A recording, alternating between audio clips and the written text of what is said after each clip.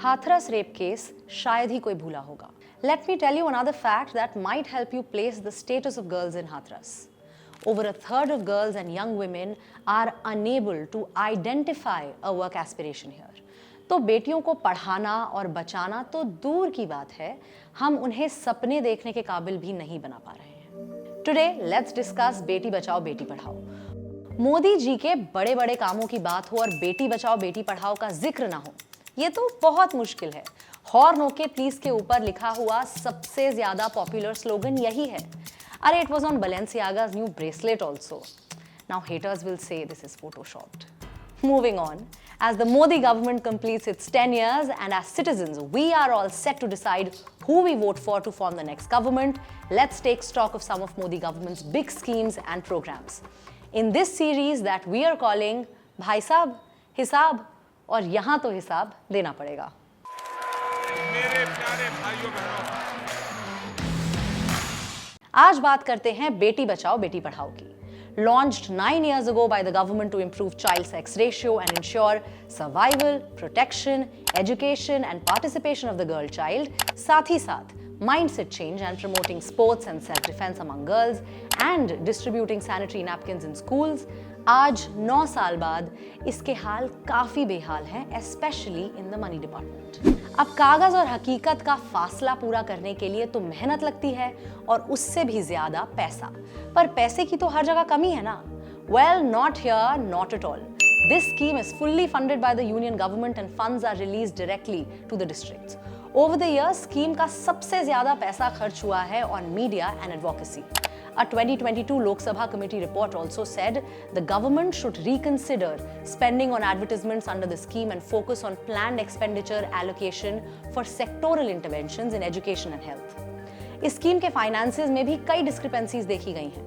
महिला और बाल विकास मंत्रालय को ये पता ही नहीं था कि एग्जैक्टली स्कीम के अंडर का पैसा एजुकेशन, हेल्थ या कहां खर्च हो रहा है. Despite this, allocations continued to increase.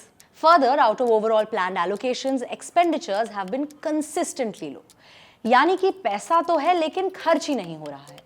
In 2021, a parliamentary standing committee report had pointed out the gross underutilization of funds under this scheme.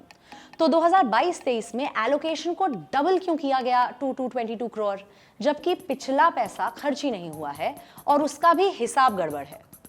2017 में CAG की एक report presented evidence of diversion of funds for the scheme in Haryana. अच्छा, अब ये scheme काफी हद तक successful भी रही. कई टारगेट्स पूरे भी किए गए, जैसे कि the data for mothers registering for antenatal care checkups in the first trimester of pregnancy increased by over 11% in 5 years till 21.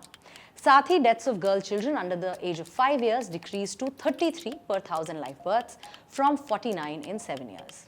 अब सबसे बड़ा success parameter, improving the sex ratio. सरकार के हिसाब से इस स्कीम की वजह से हमारा सेक्स रेशियो, जो कि था 918 गर्ल्स पर 1000 boys in 2014-15, that improve to 934 girls in 2021-22. लेकिन इस इंप्रूवमेंट का कारण सिर्फ बेटी बचाओ बेटी पढ़ाओ स्कीम नहीं है. There are multiple initiatives including law, schemes and programmes that aim to improve health, nutrition, education and sanitation outcome for girls, and their contribution is substantial and cannot be denied, says a researcher. Another study said that the scheme did not effectively and timely monitor its targets. तो अब बात यह है कि scheme के 9 साल तो बीत गए, लेकिन बेटियों को पढ़ाने और बचाने में हम आज भी चूक रहे हैं. शुरू करते हैं पढ़ाई से. 28% girls above the age of 6 have never attended school. 28.5% women in India are illiterate. 59% लड़कियां 10 साल से ज्यादा स्कूल ही नहीं गई हैं. 67% लड़कियों ने जिंदगी में कभी इंटरनेट का इस्तेमाल ही नहीं किया है. Of those who have used the internet, only 25% understand the internet enough to execute basic digital tasks on it, which is half the number of boys who can do it. Data says that girls are staying in school longer, but this does not imply that they are gaining the knowledge, skills or confidence that adult life requires. तो जाहिर सी बात है कि इसी सर्वे में यह भी पता चला कि लड़कियां अकेले ट्रैवल करने का आइडिया ही कंसीव नहीं कर पा रही हैं. 20 से 24 साल की 23% लड़कियों की शादी आज भी 18 साल से पहले हो जाती है. 7% women between the age of 15 to 19 years are already mothers or pregnant. Reports tell us that more women want to pursue higher education compared to boys, but it is no surprise that they don't. अब अगर बेटी पढ़ भी गई तो उसे बचाना उतना ही मुश्किल है, और अगर वो नौकरी करना चाहती है या घर से बाहर निकलना चाहती है तो फिर तो और भी बड़ी मुसीबत। No wonder the UP government Safe City project found it important enough to put out a directive banning late night tuition classes for women.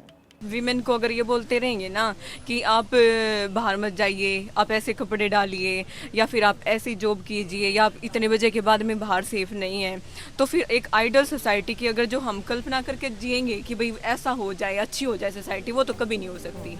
She's right, but these are also legit fears that women and girls live with, not just on the streets, but also in schools, workplaces, and even their own homes. I'll give you some hard-hitting facts on women's safety in another episode that actually shook me.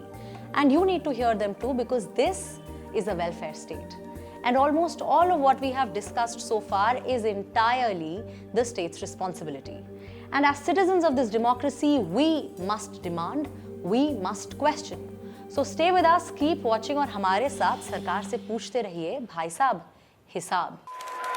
मेरे प्यारे भाइयों बहनों, और vote देते वक्त ये सब भूलिए मत, और वोट जरूर दीजिए प्लीज।